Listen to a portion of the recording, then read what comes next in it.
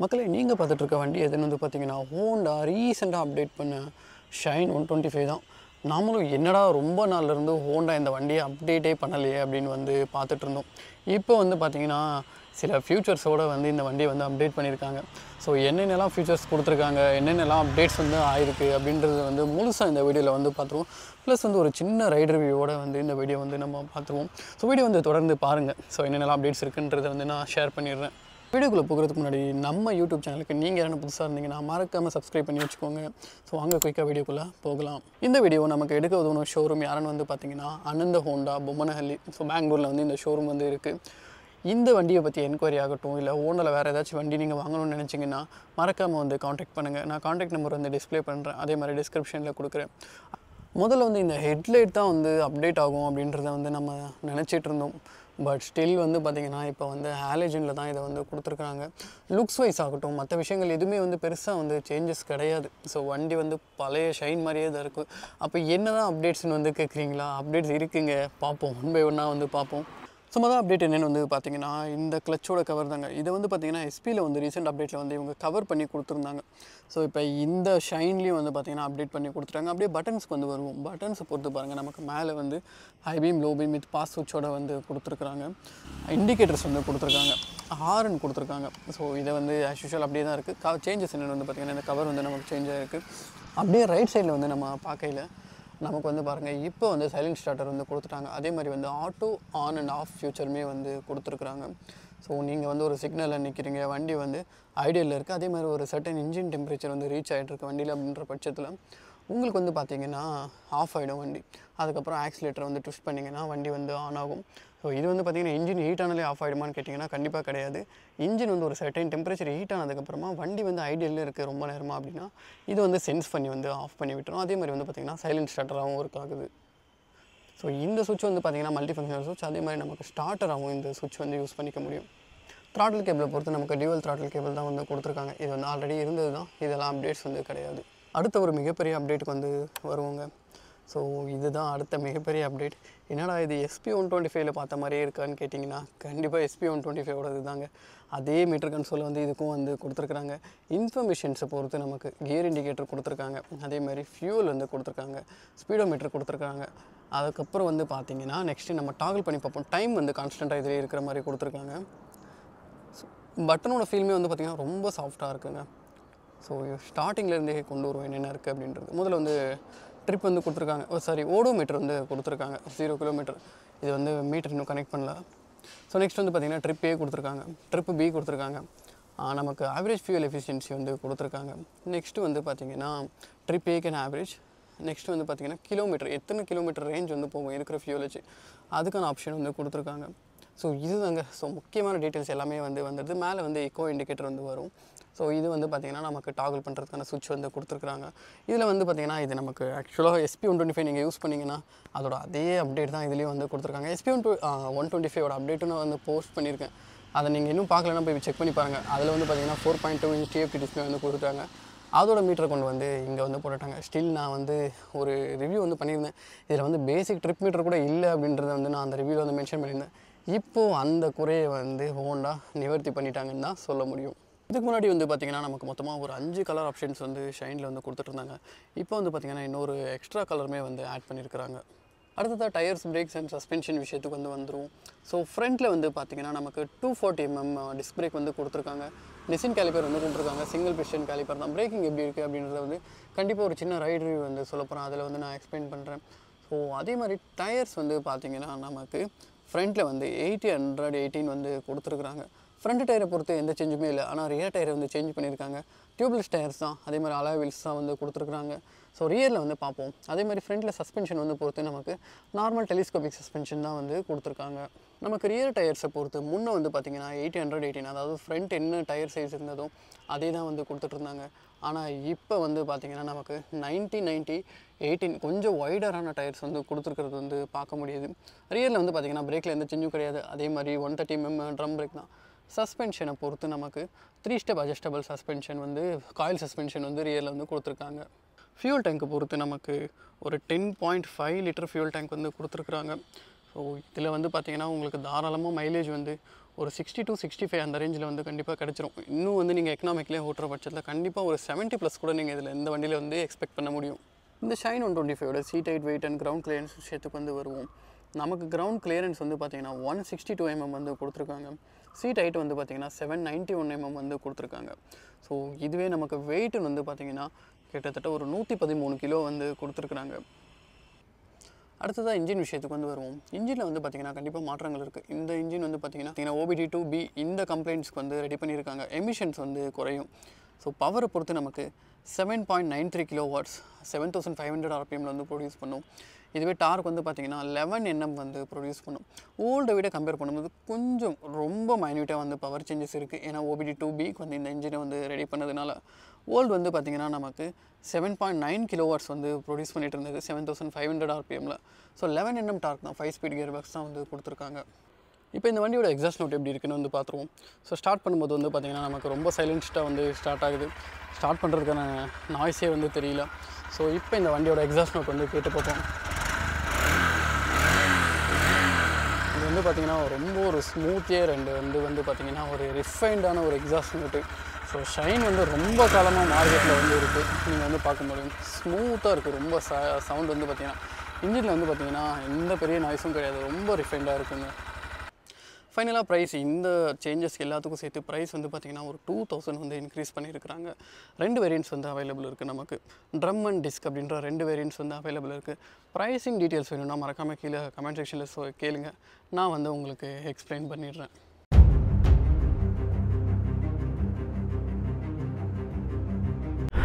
மக்களே, இப்போ நம்ம இதோட ரைட் ரிவ்யூ தான் வந்து பார்த்துட்ருக்கோம். ஸோ எப்படி இருக்குது, ரொம்ப ஸ்லைட்டாக ரொம்ப மைன்யூட்டாங்க பவர் வந்து இன்க்ரீஸ் ஆகிருக்கு. ஸோ எப்படி இருக்குது அப்படின்றத வந்து பார்த்துருவோம். ரிஃபைன்மெண்ட் வந்துங்க முன்னையும் அதே தான், சேமாக தான் இருக்குது. லாஸ்ட் டைம் வந்து நான் ஷைனும் அப்புறம் வந்து S125 ஒரு கம்பேரிசன் ரிவ்யூ வந்து போட்டிருந்தேன். அப்போ வந்து கியர் இஷ்யூ இருக்கா அப்படின்னு வந்து கேட்டிருந்தாங்க. அதாவது அந்த ஃபால்ஸ் நியூட்ரல் வந்து விழுதுதான் வந்து நிறைய பேர் சொல்லியிருந்தாங்க. நான் இது வந்து கண்டிப்பாக இந்த வீடியோவில் வந்து செக் பண்ணி சொல்கிறேங்க, பார்ப்போம்.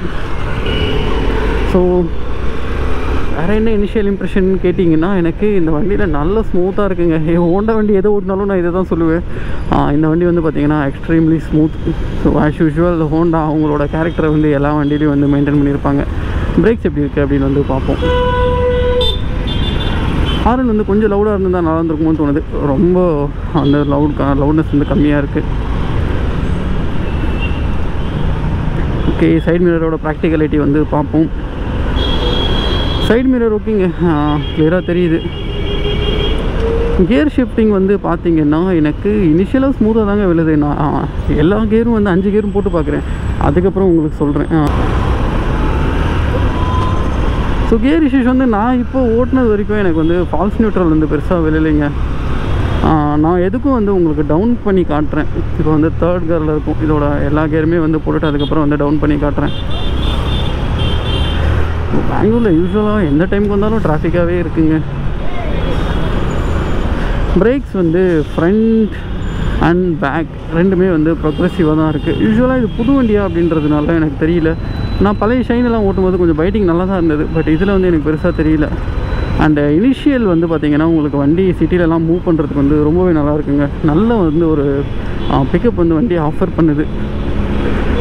சஸ்பென்ஷன் வந்து பார்த்திங்கன்னா மாட்ரேட்டுங்க. ஃப்ரண்ட் ஓரளவுக்கு சாஃப்டாக தெரியுது, ரியர் வந்து பார்த்திங்கன்னா கொஞ்சம் ஸ்டிஃபாக தெரியுது. பட் ஓகே, உங்களுக்கு வந்து மேனேஜபிளாக தான் இருக்கும்.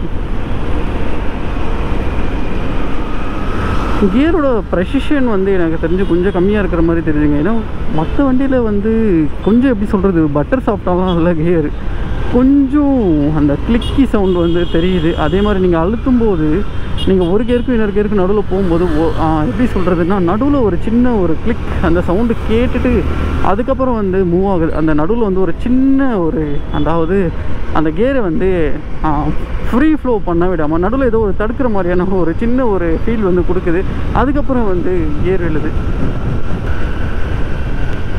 ஸோ ஃபுல் த்ராட்டல் க்ளோஸ் பண்ணியாச்சு. வண்டியில் பெருசாக எந்த வைப்ரேஷன் இஷ்யூவும் இல்லை. அதே மாதிரி ரியர் டயர் வந்து பார்த்திங்கன்னா இப்போ நமக்கு வந்து கொஞ்சம் பெருசாக கொடுத்துருக்கிறதுனால கான்ஃபிடென்ஸ் நல்லா இருக்குங்க. நான் முதல்ல வந்து ஸ்டார்டிங் சேனல் ஆரம்பித்த போது ஒரு ஷைனோட ரிவ்யூ வந்து பண்ணியிருந்தேன். அப்போ சொல்லியிருந்தேன் ரியர் வீல் வந்து கான்ஃபிடென்ட் இல்லைங்க, லைட்டாக வந்து ஹைவேஸில் வந்து வண்டி அலாயுது அப்படின்ற மாதிரி. பட் இந்த வண்டியில் அந்த மாதிரி இல்லைங்க, நீட்டாக இருக்குது. ஸோ ஸ்டில் வந்து கொஞ்சம் தூரம் ஓட்டி பார்ப்போம். ஹேண்ட்லிங்கெல்லாம் வந்து பார்த்திங்கன்னா சுத்தமாக வண்டி வெயிட்டே தெரியலைங்க. இந்த பர்ஃபெக்ட் கம்யூட்டர்னு வந்து சொல்ல முடியும் இந்த வண்டி. நான் வண்டி வெயிட்டு சுத்தமாக எந்த இடத்துலையும் எனக்கு வந்து ஃபீல் ஆகலை. இந்த வண்டியில் வந்து எனக்கு தெரிஞ்ச கியர் இஷ்யூ வந்து இல்லைங்க. மேபி சால்வ் பண்ணியிருக்காங்களா என்னன்றது வந்து கன்ஃபார்மாக தெரியல. பட் எனக்கு வந்து பார்த்திங்கன்னா ஃபால்ஸ் நியூட்ரல் வந்து விழலை. எனக்கு வந்து நார்மலாக வண்டி வந்து எல்லா கியருமே வந்து வருது. கொஞ்சம் நான் சொன்ன மாதிரி அந்த சங்கினஸ் வந்து ஒரு கியருக்கு இன்னொரு கியருக்கும் நடுவில் வந்து கொஞ்சம் கடிச்சிட்டு அதுக்கப்புறம் வந்து விழுற மாதிரியான ஒரு ஃபீல் இருக்குது. அந்த ஃப்ரீ ஃப்ளோ வந்து கிடைக்க மாட்டேங்குது கியரில். அது ஏன் இது வந்து புது வண்டியாக இருக்கிறதுனாலையா இல்லை என்னென்னு தெரியல. பட் இதுக்கு முன்னாடி ஓட்டின ஷைன்லேயும் எனக்கு இதே மாதிரி தான் இருந்தது அப்படின்றது வந்து குறிப்பிடத்தக்கது. அதுக்காக உங்களால் வந்து பெருசாக வந்து ஓட்ட முடியாதா இல்லை வந்து ப்ராப்ளம் இருக்கான்னு கேட்டிங்கன்னா இது ப்ராப்ளம் கிடையாது. அந்த ஃபீலை வந்து நான் சொல்லிகிட்ருக்கேன். கேர் போடும்போது இந்த மாதிரி இருக்குது அப்படின்றது. பட் சில நேரத்தில் வந்து நல்லா தாங்க விழுது. கொஞ்சம் வந்து அழுத்தி போடுற மாதிரி இருக்கும், மற்றபடி வேறு ஒன்றும் இல்லை. எனக்கு தெரிஞ்சு அந்த கியர் இஷ்யூ வந்து சால்வ் பண்ண மாதிரி தாங்க இருக்குது. எனக்கு பெருசாக வந்து ஒரு கியருக்கும் இன்னொரு கியருக்கும் நல்லா வந்து ஃபால்ஸ் நியூட்ரல் விழலை. மேபி லாங் டேர்மில் எப்படி இருக்கும்னு எனக்கு தெரியல. இங்கே பாருங்கள், நான் வந்து கியர் டவுன் பண்ணுறேன். ஃபர்ஸ்ட் கியர் வந்து ப்ராப்பராக விழுந்துருச்சு. அதுக்கப்புறம் நான் நார்மலாக வந்து மூவ் பண்ணுறேன். மூவ் ஆகிட்டு தான் இருக்குது, எந்த இஷ்யூஸும் இல்லை. நான் வேணால் உங்களுக்கு முன்னாடி இன்னொரு ஸ்பீட் பிரேக் வர்றது அங்கேயும் வந்து கியர் டவுன் பண்ணி செக் பண்ணி காட்டுறேன். இப்போ நான் 4th இருக்கேன், உங்களால் பார்க்க முடியும். இப்போ பாருங்கள், நான் கியர் டவுன் பண்ணுறேன். எஸ், ஃபர்ஸ்ட்டுக்கு வந்தாச்சு. நான் நியூட்ரல் போட்டால் மட்டும்தான் நியூட்ரல் போகுது, மற்றபடி வந்து நியூட்ரல் ஃபால்ஸ் நியூட்ரல் இல்லைங்க. பாருங்கள், அக்யூரேட்டாக தான் இருக்குது கியர்ஸ் எல்லாம், எந்த இஷ்யூஸும் இல்லை. ஸோ ஆஸ் யூஸ்வல் மற்ற ஆஸ்பெக்ட்ஸ் வந்து பார்த்திங்கன்னா வண்டி ஓட்டுறதுக்கு வந்து ரொம்பவே கம்ஃபர்ட்டாக இருக்குங்க. நீங்கள் எப்படி சொல்கிறதுனா ஒரு டெலிவரி பர்பஸ் இந்த மாதிரிலாம் எடுக்கிறீங்க இந்த வண்டியை, ஒரு நாள் ஃபுல்லாக வண்டியை ஓட்டே இருப்பீங்க, மார்க்கெட்டிங்கில் இருக்கீங்க அப்படின்ற பட்சத்தில் டெஃபினட்டாக இந்த வண்டி வந்து எடுக்கலாங்க. ஏன்னா உங்களுக்கு வந்து எப்படி சொல்கிறது, நீங்கள் ஒரு நாள் ஃபுல்லும் ஓட்டினாலுமே உங்களுக்கு இந்த வண்டியில் வந்து எந்த இடத்துலையுமே வந்து பெயின் வராது. ஏன்னா அந்தளவுக்கு ஒரு ரிலாக்ஸான சீட்டிங் பொசிஷர். வண்டி வெயிட் கிடையாது, சிட்டியில் வந்து ஹேண்டில் பண்ணுறதுக்கு ஒரு ரிலாக்ஸான ஒரு இன்ஜின், சஃபிஷியண்ட்டான பவர் இருக்குது. ஸோ இதெல்லாம் பார்க்கும்போது கண்டிப்பாக ஒரு ஃபுல் டே உங்களுக்கு கம்ப்யூட்டிங் கூட இந்த வண்டி நீட்டாக இருக்குங்க. அப்புறம் கிளச்சோட ஃபீலெல்லாம் வந்து பார்த்திங்கன்னா எஸ் நல்லா தாங்க இருக்குது. கிளச்சுமே வந்து பார்த்திங்கன்னா நல்லா சாஃப்டாக இருக்குது. கியரோட அந்த ஒரு இதை மட்டும் அந்த கொஞ்சம் வந்து கடிச்சு விழுது இல்லைங்களா, அதை மட்டும் மேபி ஹோண்டா கன்சிடர் பண்ணால் நல்லாயிருக்கும். அதுவும் உங்களுக்கு வந்து டே டு டே யூஸ் பண்ணும்போது பெருசாக தெரிய போகிறதில்ல, நீங்கள் வந்து பழகிடுவீங்க. ஏன்னா நான் வந்து சில வண்டிகளோட கம்பேர் பண்ணும்போது கொஞ்சம் டைட்டாக இருக்கிற மாதிரி தெரியுதே தவிர மற்றபடி வேறு எதுவும் இல்லை. பட் ஸ்டில் வந்து உங்களுக்கு போக போக பழகிடுங்க, அதெல்லாம் ஒன்றும் பெரிய இஷ்யூவாக இருக்காது. ஸோ டயர் கொஞ்சம் பெருசாக இருக்கிறதுனால இப்போ ஓரளவுக்கு கார்னரிங்கெல்லாம் கூட அப்ரோச் பண்ண முடியுங்க. ஓரளவுக்கு தாங்க, இதை கொண்டு போய் நீங்கள் ஃபுல்லெல்லாம் கார்னர்லாம் பண்ண முடியாது. நீங்கள் வந்து ஓரளவுக்கு வந்து கார்னர் பண்ணிக்க முடியுமே தவிர ஃபுல்லாலாம் பண்ண முடியாது. அப்புறம் இண்டிகேட்டர் போட்டாச்சு, கை காட்டிட்டு ஓகே. ஆனால் கம்பேர் பண்ணும்போது கொஞ்சம் டயர் பெருசாக இருக்கிறதுனால கான்ஃபிடென்ட் ஆஃபர் பண்ணுதுங்க, அதை வந்து டெஃபினெட்லி ஃபீல் பண்ண முடியுது. இதுதான் மக்களே இந்த ஷைன் 125 2025 அப்டேட்டட் மாடலுக்கான ஒரு கம்ப்ளீட் ரிவ்யூ. ஸோ ஹோப்ஃபுல்லி நீங்கள் எல்லாம் இந்த வீடியோ வந்து என்ஜாய் பண்ணியிருப்பீங்கன்னு நினைக்கிறேன். ஸோ உங்களால் முடிஞ்ச ஒரு சின்ன உதவி, நமக்கு வந்து சப்ஸ்கிரைபர் ஆல்ரெடி ரொம்பவே கம்மியாக இருக்காங்க. ஸோ நிறைய ஷோரூம்ஸில் வந்து இதனாலேயே வண்டியை வந்து எடுக்க முடியறதில்ல.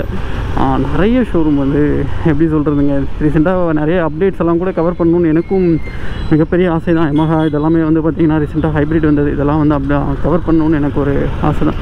பட் என்ன ப்ராப்ளம்னா, நம்ம சப்ஸ்கிரைபர் கவுண்ட்னால நமக்கு ஷோரூம்ஸ் வந்து ரீச் பண்ணி வண்டி கொடுக்குறது ஒரு சேலஞ்சிங்காக இருக்குது. சப்ஸ்கிரைபர்ஸ் வந்து எக்ஸ்பெக்ட் பண்ணுறாங்க. ஸோ அதனால் உங்களால் முடிஞ்ச ஒரு சின்ன உதவி, நம்ம சேனலை வந்து மறக்காமல் சப்ஸ்கிரைப் பண்ணி வச்சுக்கோங்க. அதேமாதிரி இந்த வீடியோ வந்து பிடிச்சிருந்ததுன்னா லைக் பண்ணிக்கோங்க. என்ன ரீசன் லைக்குன்னு வந்து கேட்டிங்கன்னா, யூடியூபோட அல்காரிதம் இப்படி தான் ஒர்க் ஆகும். நீங்கள் இந்த வீடியோ வந்து லைக் பண்ணாங்கன்னா தான் இந்த வீடியோ வந்து நல்லாயிருக்கு அப்படின்ற மாதிரி யூடியூப் வந்து கன்சிடர் பண்ணி மற்றவங்களுக்கும் வந்து சஜஸ்ட் பண்ணும். இதுதான் மக்களே இந்த கம்ப்ளீட் ரிவ்யூ. அடுத்த வீடியோவில் வந்து மீட் பண்ணுவோம். Until that, bye from Hartha Tels Praveen.